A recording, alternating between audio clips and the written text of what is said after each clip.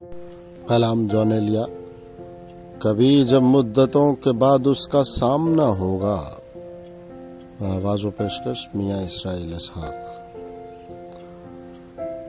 कभी जब मुद्दतों के बाद उसका सामना होगा, सिवाय पासे आदाब तकल्लुफ और क्या होगा।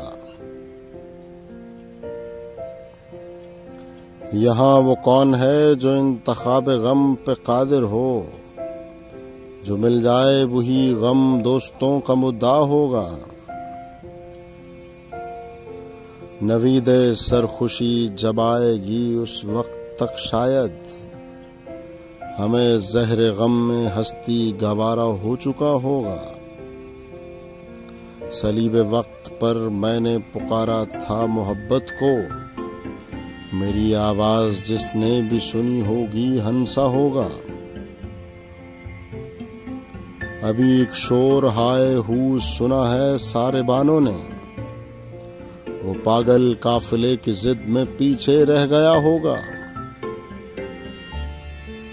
हमारे शौक के आसूदा व खुशहाल होने तक तुम्हारे आरज़े गेसू का सौदा हो चुका होगा।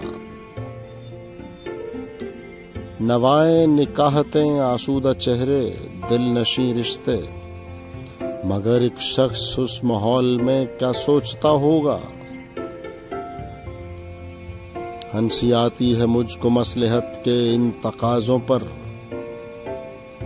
कि अब एक अजनबी बनकर इसे पहचानना होगा। दलीलों से दवा का काम लेना सख्त मुश्किल है, मगर उस गम की खातिर ये हुनर भी सीखना होगा।